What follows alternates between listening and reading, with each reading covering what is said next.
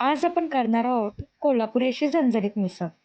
सर्वप्रथम मूग मटकी भिजवून घेतली आपण रात्रभर. त्याला चांगले मोड आलेले आहेत. कुकरमध्ये मूग मटकी टाकायची आहे.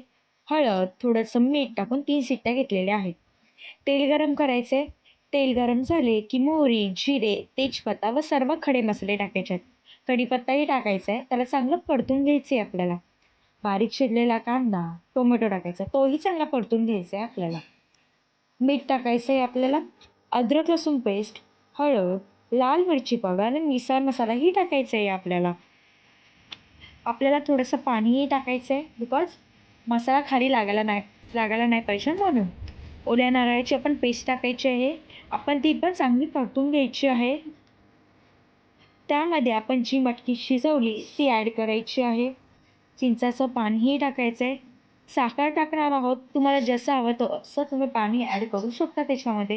हे मीठ टाकून 10 ते 15 मिनिटासाठी आपल्याला शिजवून ठेवायचं आहे. त्यानंतर तयार आहे आपली कोल्हापुरी अशी झणझणीत मिसळ.